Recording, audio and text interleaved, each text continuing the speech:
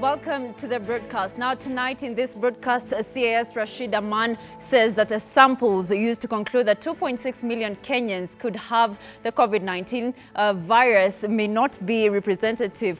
However, he also said that 12% of people in Nairobi may have been exposed to the virus. We'll be bringing you details of these and much more, but first, stories making headlines tonight. Well, thank you so much for joining us here at Ebru Primetime News. This is Ebru Primetime News. My name is Rachael. Our sign language interpreter for tonight is Joyce Wairimu. I trust you are keeping well this third day of July and the first Friday of the month. Now, Deputy President William Ruto now says the country won't move forward if leaders don't work together.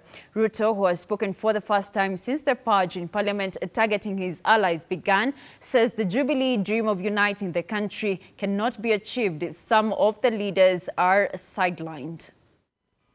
Mimi nataka niwaulize wote hasa wana Jubilee na Wakenya wote, tusikubali kurudi katika siasa ya migawanyiko na ukabila. While speaking for the first time since the recent round of attacks within the Jubilee Party, the country's number 2 has confirmed that the ruling party is indeed facing turmoil. Hata ingawaje kuna changamoto nyingi. Kuna changamoto katika vyama, kuna changamoto katika taifa, lakini sisi wote tujue ya kwamba mahali ambapo tutafaulu ni pale tukifanya kazi kwa pamoja. Ruto, who was speaking during a burial in Nandi County, now says the Jubilee dream to unite the country could be facing a setback if some leaders are sidelined.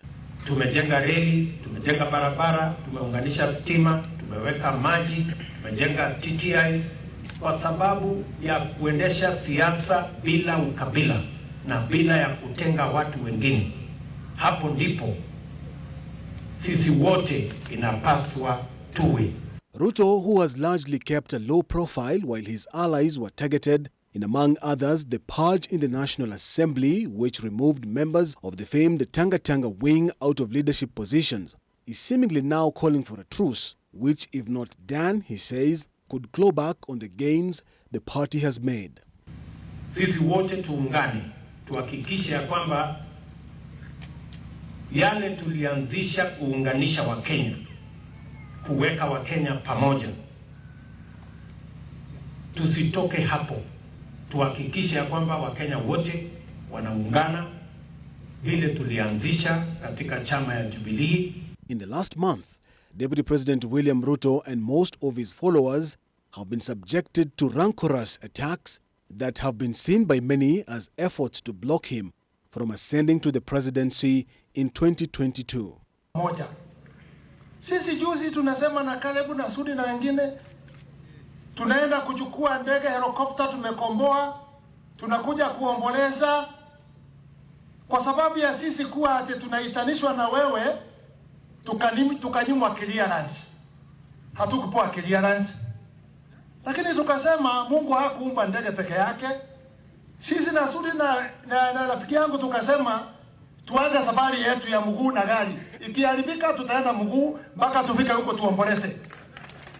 Days after his strongest defenders were kicked out of the Senate leadership, Ruto lost the glamour of his office as the president removed power and privilege and put it under the executive office of the president. Now, despite the coronavirus pandemic hitting so hard the economy, politicians, particularly Deputy President William Ruto, are leaving nothing to chance to drum up support for their 2022 presidential bids. Ruto has converted his offices to home grounds to spearhead campaigns by inviting caucuses whom they believe they will deliver support come 2020. Our political affairs reporter Jeff Hayemba has compiled and filed the following report. After the government banned political gatherings across the country due to the coronavirus pandemic, political leaders were the worst hit lot. The pandemic hit the country amid the BBI debate, led by the ODM leader Raila Odinga, who led the troops in the 47 counties across the country, marshalling for the support. But the allies were put to a halt after the first case was announced in the country, forcing the leaders to go back to the drawing board. Among the leaders who have devised alternative way of campaigning despite the COVID-19 pandemic is the Deputy President William Ruto. Deputy President William Ruto is no longer doing away marches and has instead opened his current office to the voters come 2022. Each and every passing day, Ruto will host both political, religious and social-cultural leaders by dishing out goodies to them at his current office.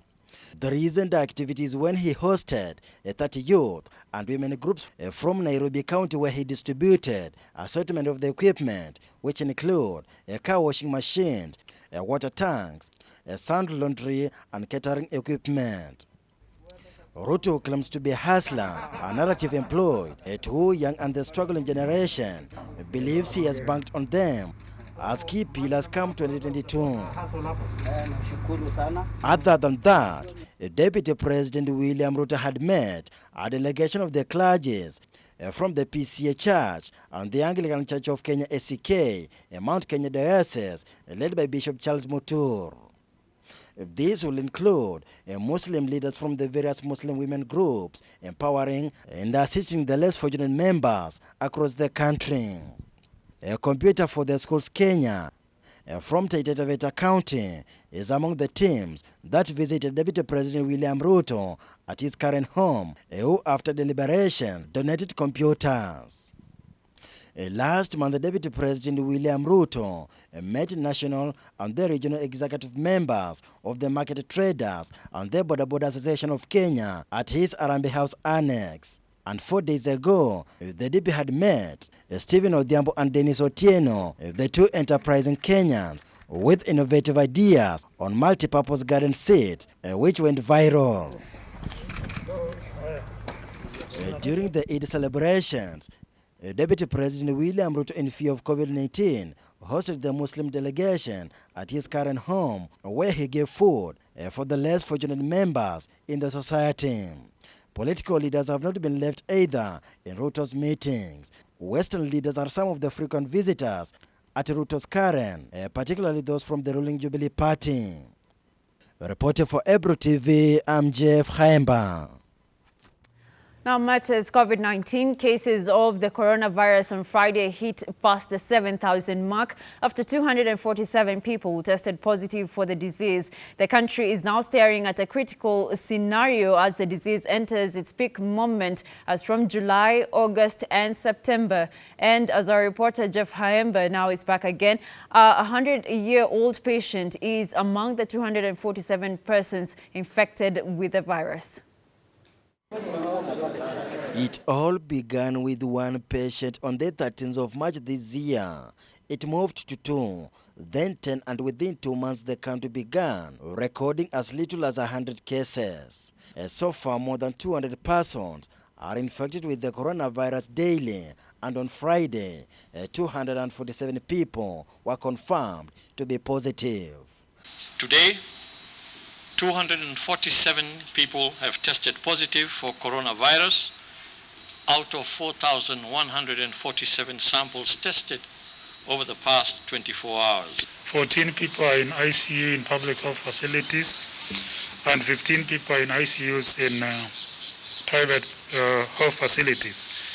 And of these 29, 13 of them are on ventilatory support, and the remaining 16 are getting supplemental oxygen. I think 15 are getting oxygen, then 1 or 2 are under observation in the critical care unit. At first, it was more of horror as Kenyans got worried about the deadly coronavirus. However, following its surging cases, normalcy seems to have returned. Since the pandemic hit the country, 154 Kenyans have succumbed from the disease after 2 more died in the last 24 hours. With this pandemic is the potential for it to overwhelm our health system. So if most of the patients are asymptomatic, then it means that it preserves our ICUs, it preserves our hospitals and so on. So it is not a bad thing. Out of the 247 new cases, Nairobi County still took the lead of the infections. 242 are Kenyans, while 5 are foreigners. The youngest is a one-year-old infant, while the oldest is 100. The cases are distributed in the counties as follows: Nairobi 153, Mombasa 35, Kajiado 15, Busia 12, Kiambu 12, Uasin Gishu 4, Machakos 4, Garissa 4, Muranga 2, Nakuru 2, Siaya 2, Lamu 1, and Nyamira 1. But despite the high infections, there is still hope in the health sector following the increased recovery cases. We're happy to inform you that we have discharged 39 patients from various hospitals, bringing to 2,148 the total number of recoveries. The researchers from the Kenya Medical Research Institute, KEMRI, Wellcome Trust, in the research say about 2.6 million Kenyans already have the coronavirus. And we collected samples from these 6 regional centers, blood representing, most parts of the country. And the figure works out to almost over 500,000 people in Nairobi could possibly have been exposed to the virus and are already carrying antibody. This information is extremely important for us because it gives us an idea of how the virus has permeated the community and what the level of transmission is. According to the health professionals, coronavirus will be at its peak as from July, August and September. Reporting for Ebru TV, I'm Jeff Haimba.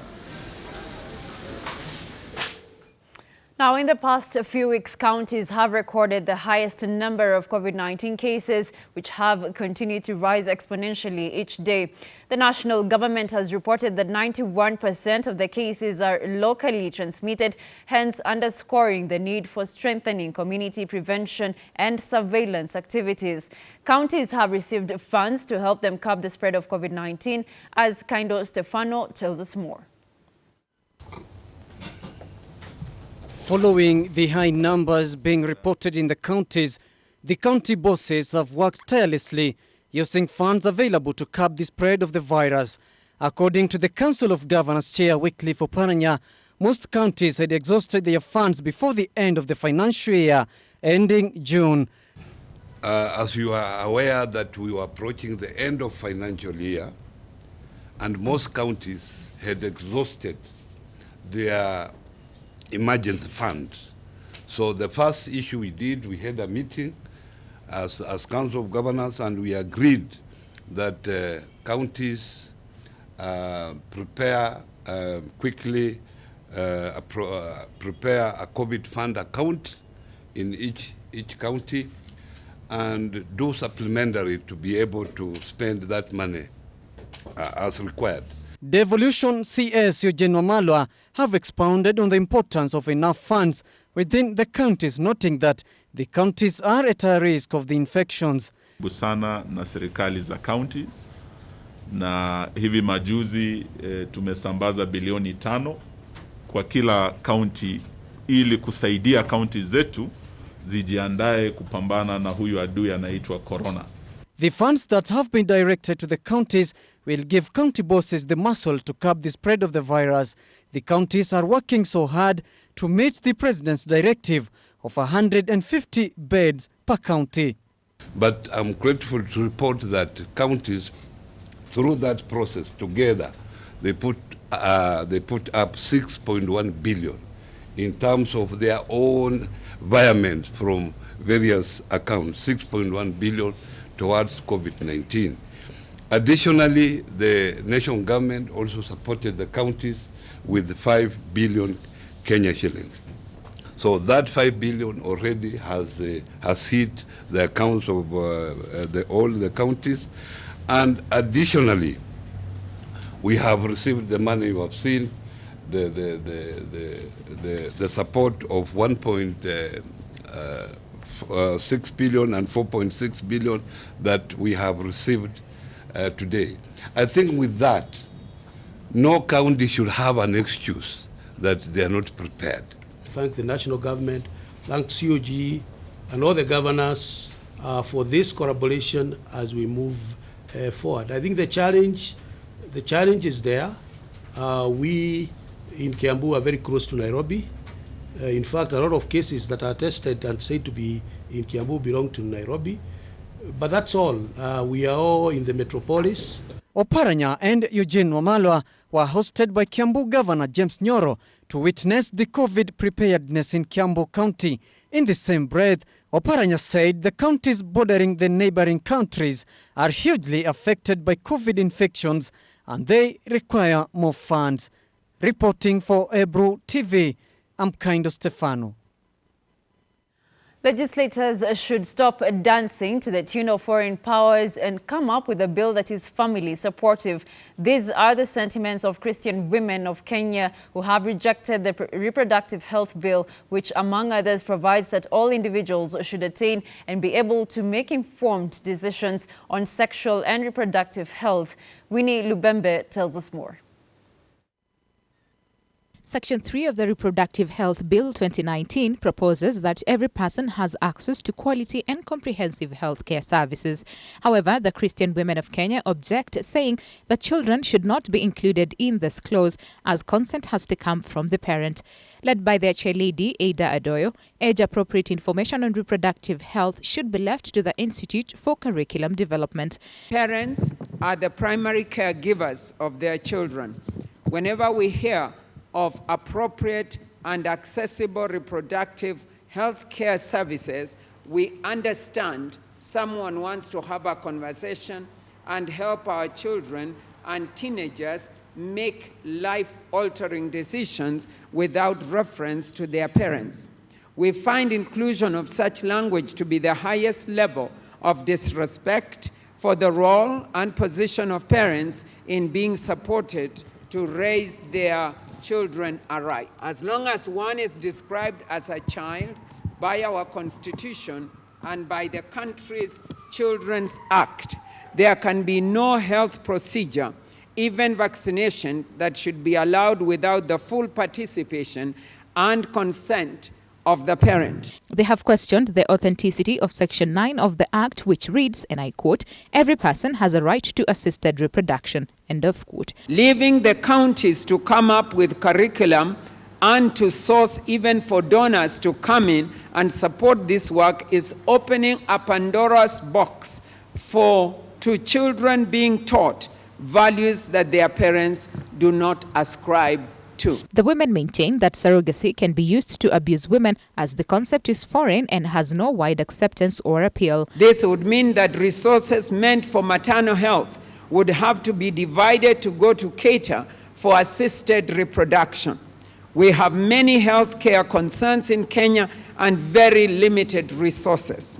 Let this remain a choice for the couples who want and who can afford it. Other clause that has raised concern include termination of pregnancy, which according to the bill states a pregnancy may be terminated by a trained health professional where, in the opinion of the trained health professional, A, there is need for emergency treatment, B, the pregnancy would endanger the life or health of the mother, or C, there exists a substantial risk that the fetus would suffer from a severe physical or mental abnormality that is incompatible with life outside the womb. Also, a trained health professional shall offer non-directive counseling before and after the termination of a pregnancy. Their proposal: as mothers and life givers in Kenya, we urge our legislators to stop dancing the tune of foreign powers and to please give us a health bill that is family supportive and family friendly. Mambo ya utoaji wa mimba tumekataa kama wamama wa Kristo wa Jamhuri ya Kenya. Tumesema ya kwamba tungetaka kila mtu apewe heshima yake ya kuishi akiwa bado ni mimba imedungwa, hajazaliwa, ana nafasi bora ya kuweza kuishi. Hata kama ni mtoto mdogo ameshika mimba, tunaomba kwamba wazazi wasaidie watoto hawa waweze kuzaliwa, waweze hata kukufanyiwa adoption. Kila mtu afikirie kama wewe ungefanyiwa kutolewa mimba, ungekuwa mahali ulipo. The bill proposal tabled by Nakuru Senator Susan Kihika has attracted backlash by numerous institutions including Supreme Council of Kenya Muslims or SUPKEM, Catholic bishops, religious leaders as well as lobby groups, all calling for the shelving of the entire bill. Winnie Lubembe for Ebru TV.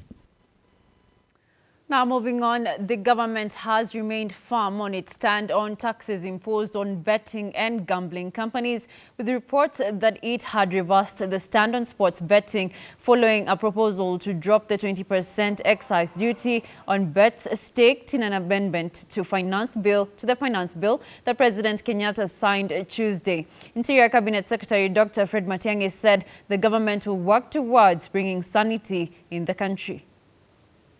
The government in 2018 introduced a 15% tax on betting companies and 20% withholding tax on punters' winnings. In 2019, it introduced excise duty on betting at 20% of the amount staked. Treasury CS Ukur Yatani on Thursday claimed MPs removed taxes on betting. I've seen the debate in the country about betting and so on. We are not going back on the decisions that we took on betting and gambling. And all of you Kenyans need to understand this is something that we have taken a decision on. Our president has been firm about it. He has expressed himself publicly and he has led us as is expected to do. Many Kenyans who bet were jubilated that they will be able to place their bets, especially during this time when many sports across the world have resumed. However, CS Matiang'i has maintained, we are not going back on anything. We respect the decision that was taken by Parliament, but you saw my colleague yesterday, the Minister of Finance, reported that we are going to ask for an amendment 6 months down the road. But even before that amendment comes, the challenge usually is at the gate of licensing when it comes to this betting. This year, this financial year, we haven't actually even licensed anyone because we have been waiting to get our protocols approved by the Ministry of Health before we can even start processing any application. Treasury will oppose the reintroduction of excise duty on betting in 6 months. This was after President Uhuru Kenyatta signed the Finance Act 2020 into law. The tax had been included in the previous year's budget and was raised from 10% to 20%. And we are going to remain strict. Where challenges have been in the past, and I think it's fair to be very sincere with the public, challenges have been at the licensing point, where we have licensed people in the past who ought not to have been licensed in the first place. And since a year ago, we have walked away from that. No one has got to worry. So many people have called me, religious leaders, faith-based organization leaders. I just want to assure everyone, we're not going back on that policy. While the tax remained in an initial version of the 2020 bill, the National Assembly's Finance Committee submitted an amendment to remove it. The amendment followed consultation from mobile payment providers, which called for the tax removal. Now, around 1.2 million Kenyans who were employed before the onset of coronavirus have been declared redundant due to the economic crisis brought about by the pandemic. This, according to a report launched by the Ministry of Labour, which notes that there is need for the Kenyan youth to venture into the informal sector to earn their daily bread and more so contribute to the country's GDP. That the country is grappling with unemployment challenges remains a thorn in the flesh of the Jubilee administration that came into power with the promise of jobs. And after years of trial and error, there is clearly no end in sight to the menace that is turning to become a ticking time bomb. Labour CS Simon Chelugui now says the country will continue pegging its hopes on the manufacturing sector by investing more in vocational training. Kuna shida na ukosefu wa ujuzi katika sekta hii ya rejareja. Kwa sababu hiyo ni vizuri sana kwa mipango ya serikali kuelewa na kujua shida ambayo inafanya watu wakae katika sekta ya rejareja badala ya kukaa na kuajiriwa kama in English informal sector. The much-hyped training system, the government says, will speak to the job demand by changing their curriculum and train students to fit into the current labor market. Tumesindua hii ripoti na tunaamini kwamba itatuwezesha tuweke mipango na wale wanafanya mafunzo waweze kujipanga ili waweze kuwafunza vijana wetu waelewe ile shida iko katika sekta ya rejareja ili wawe na ujuzi. A new report by the Ministry of Labour shows a huge shortfall in the informal sector workforce, which stands at above 600,000. Enterprises with the highest number of vacancies were wholesale and retail trade, followed by repair of motor vehicles and motorcycles activities and manufacturing. Na tukiweza kuimudu hii sekta, tunaweza kupatia vijana wetu ajira na riziki na uwezo wa kujimudu kimaisha. The report also noted that financial skills, record-keeping skills and marketing skills were the leading skills lacked by enterprises by 27.1%, 20.5% and 16.6% respectively. To either scale up their training or change to fit the market demand. Unfortunately, the skills development also is domiciled in the government, is also domiciled in this ministry.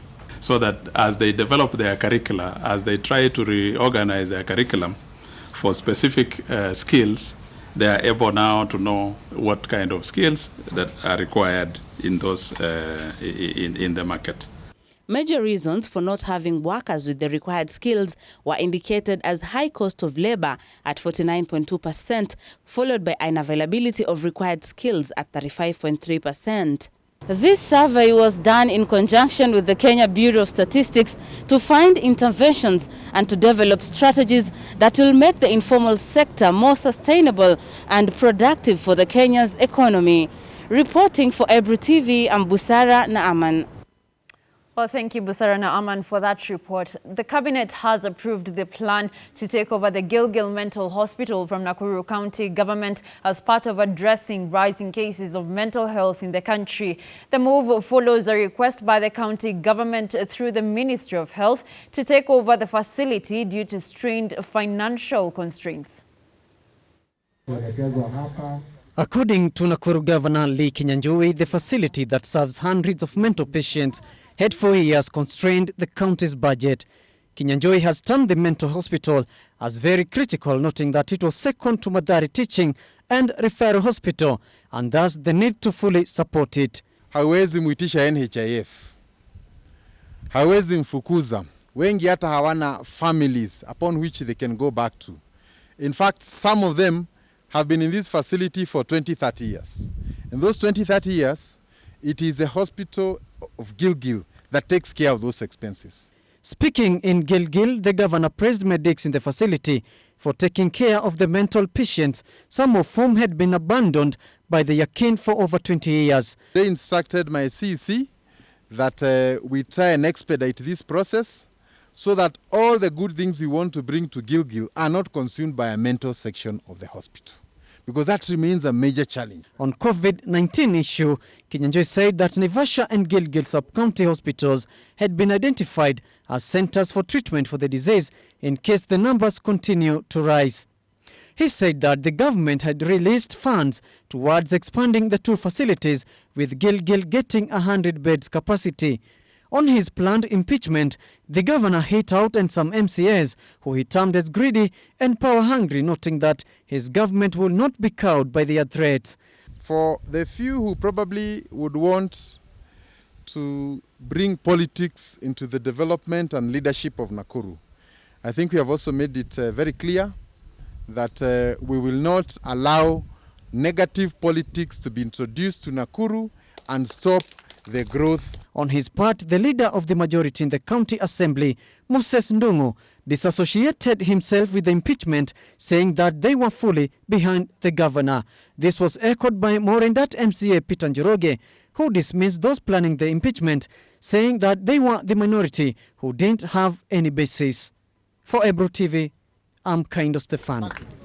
Thank you. All right, time for us to take a very short break, but we'll be right back with news from the business world. Well, welcome back to the broadcast. Let's take a look at the world of the international world, Joe Biden, the Democratic Party's presumptive presidential nominee, has rebuked President Donald Trump for his handling of allegations the Russians paid bounties to kill American soldiers. It's a reflection of Biden's long-standing criticism of Trump's national security and foreign policies. But as VOA's Brian Padden reports, the two men aren't actually all that far apart on many key issues. Joe Biden slammed President Trump on Tuesday for what Biden sees as the president's passive response to intelligence reports the Russians paid Taliban fighters to kill American soldiers. Trump claims he was not briefed and that the reports were not credible. So the idea that somehow he didn't know or isn't being briefed, it is a dereliction of duty if that's the case. And if he was briefed and nothing was done about this, that's a dereliction of duty. Biden, who was President Barack Obama's vice president, has been a fierce critic of what Biden calls Trump's haphazard and dangerous foreign policy.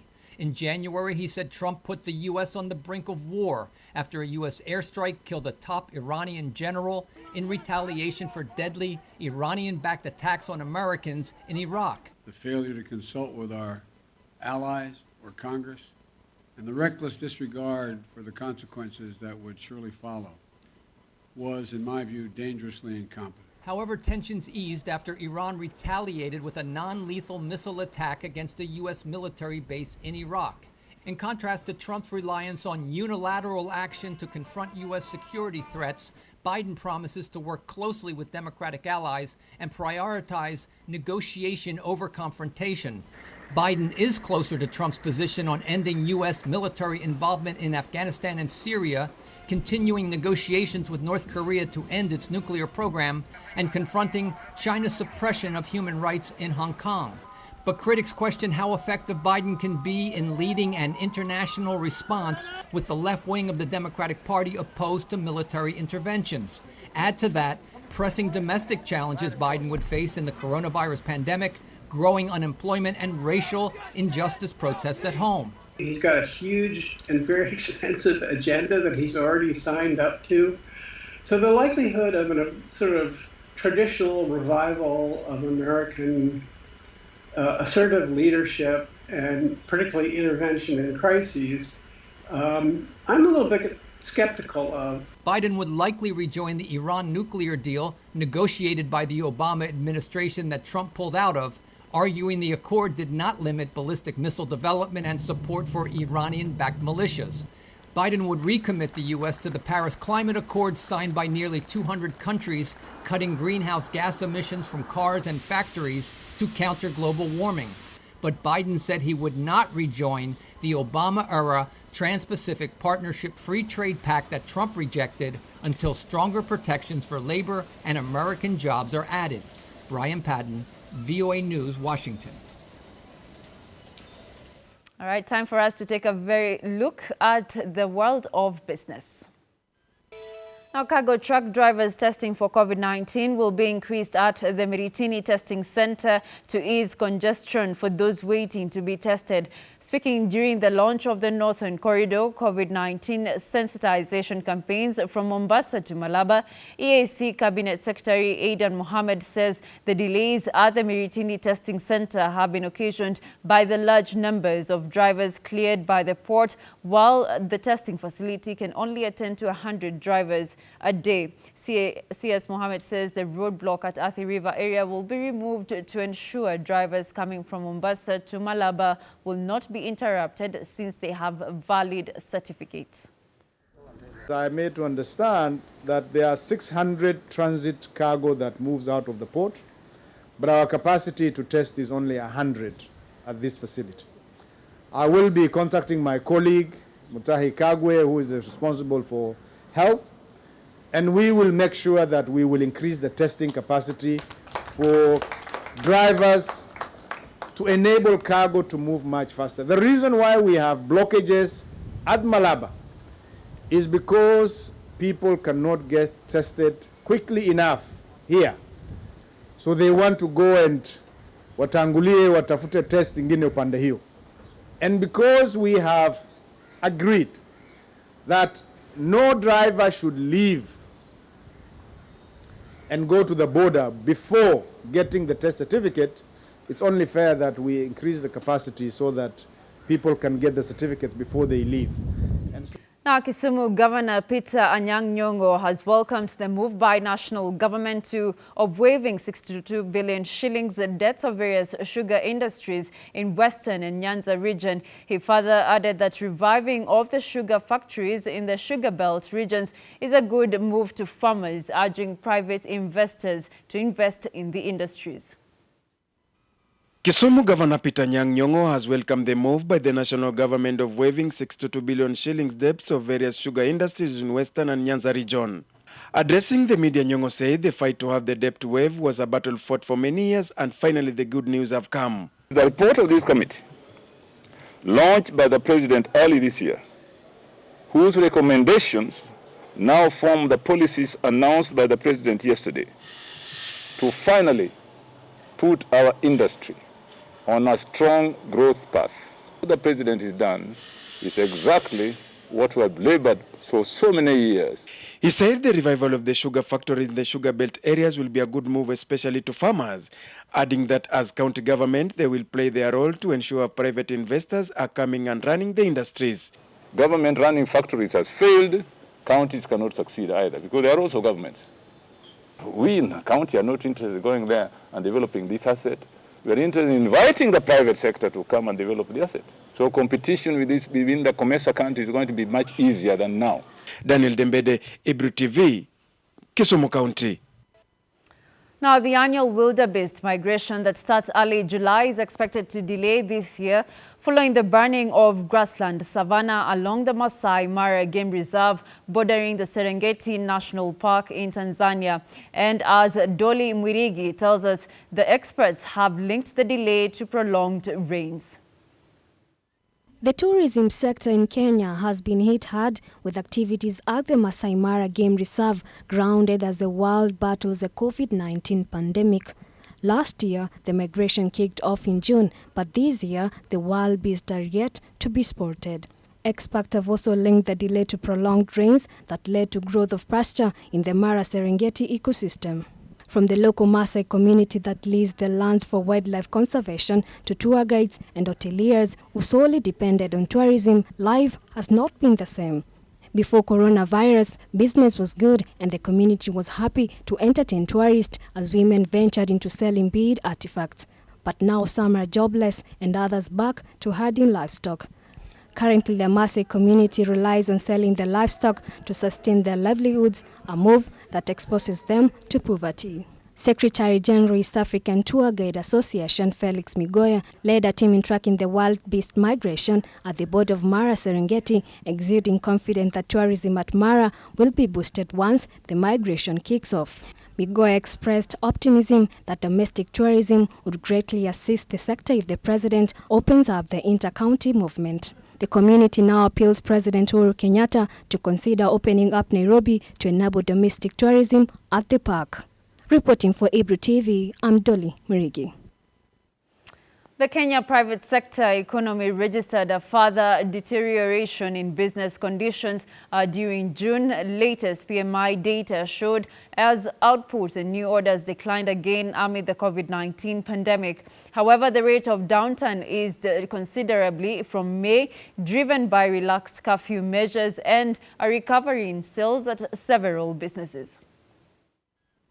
Farms saw the first upturn in new export orders since February as trade with Europe strengthened. At the same time, overall cost pressures fell for a second month running due to further salary cuts. The headline figure derived from the survey is the Purchasing Managers Index, reading above 50.0 signal an improvement in business condition on the previous month, while reading below 50.0 shows a deterioration. At 46.6 in June, the headline index recorded a notable improvement from 36.7 in May to signal a further softer but still solid decline in business conditions at Kenyan farms. This continued the run of deterioration that began in January and accelerated due to COVID-19, but marked the weakest contraction in 4 months. Both output and new orders fell at considerably slower rates in June, as the reduction in curfew hours helped many businesses to increase operating hours and reopen premises. Employment numbers, meanwhile, fell at the softest pace in 3 months as purchasing activity also dropped at a much weaker rate. Relaxed measures in Europe, meanwhile, led to a slight improvement in export demand that was the first since February. However, firms still saw a drop in customer demand due to a reluctance to travel. This softening led to weaker declines in employment and input purchases at the end of the second quarter. Reporting for Ebru Business, I'm Kindo Stefano. And now the United Kingdom has overtaken the Netherlands and the US to become the third biggest buyer of Kenyan goods. Latest official data shows earnings from exports to the UK increased 12.22% in the first quarter of the year to 13.29 billion shillings compared to a similar period in 2019, according to the Kenya National Bureau of Statistics data. The Kenya National Bureau of Statistics says the growth has largely attributed increased orders of cut flowers by Kenyan former colonial master, helping London move from fifth to third largest importer of the country's merchandise. Export to the Netherlands, Kenya's top cut flowers destination, contracted 9.08% to 13.15 billion Kenya shillings, pushing Amsterdam to fourth from second spot in the list of Kenya's top global buyers. According to the Kenya Flower Council, the UK left its skies open longer than the Netherlands, which has in recent years been Kenya's largest market in Europe and second globally. Under the Flowers of Hope campaign by Kenya Flower Council, Kenya donated bouquets to UK's health workers battling COVID-19. Local farms handed similar flowers donation to workers at the Kenyatta National Hospital, Bagathi Hospital, Pumwani Maternity, Mama Lucy Hospital, and National Spinal Injury Hospital. The UK, which buys about 19% of Kenya's cut flowers, is also a major destination for farms produce such as tea, vegetables, and fruits. Landlocked Uganda remains the country's largest market, with merchandise valued at 18.8 billion Kenya shillings in the first 3 months of the year. The official data indicates a growth of 15.6% compared with the first quarter of 2019. According to the Kenya National Bureau of Statistics, the sales to the United Arab Emirates, however, grew at the fastest pace among top buyers of Kenyan goods at 24.0% to 12.8 billion Kenya shillings because of increased orders for tea. Kenya struggled to diversify her exports away from the traditional tea, horticulture, and coffee, which are sold raw, exposing its farmers to price shocks in international markets. Reporting for Ebru TV, I'm Dolly Murigi. To the world of sports now, former marathon world record holder Wilson Kipsang has been banned for 4 years for whereabouts failures and tampering by providing false evidence and witness testimony. The Athletics Integrity Unit, AIU, says the Kenyan's ban is effective from January 10, 2020, the date when he was provisionally suspended. Under anti-doping regulations, athletes have to inform testing authorities of their whereabouts for 1 hour window of every day, and 3 failures not being present at the said time within 12 months leads to an automatic ban. The AIU found that Kipsang had committed a total of 4 missed tests and/or filing failures, including a missed test on 27th of April 2018, a filing failure related to the athlete's whereabouts information provided for 18th January 2019. Run fast. The world record is on. The crowd cheering you, and you have to really control yourself mentally and keep on pushing. Still on matters doping, the Anti-Doping Agency of Kenya, ADAC, has charged Florence Jepkosgei Chepsoi with presenting false documents to the body as defense against an anti-doping rule violation. The athlete was today arraigned before the Chief Magistrate's Court in Eldoret, where she pleaded not guilty and was released on bail. The case will be heard on 13th of August. Chepsoi tested positive for banned substance during a 2017 race in China. When appearing before the Sports Disputes Tribunal for the hearing, she presented medical documents purportedly from the Uasin Gishu District Hospital where she had received treatment. Our probe by ADAC's Investigations and Intelligence Gathering Unit found that those documents had been forged and that the athlete had not been treated or seen at the said hospital. This is where we wrap up Ebru Primetime News. Thank you so much, as always, for choosing Ebru to keep you informed. My name is Diana Rachael Mbogo. Our sign language interpreter has been Joyce Wairimu. Do have yourself a lovely night and a fantastic weekend ahead. God bless you, and I'll leave you with a weather forecast.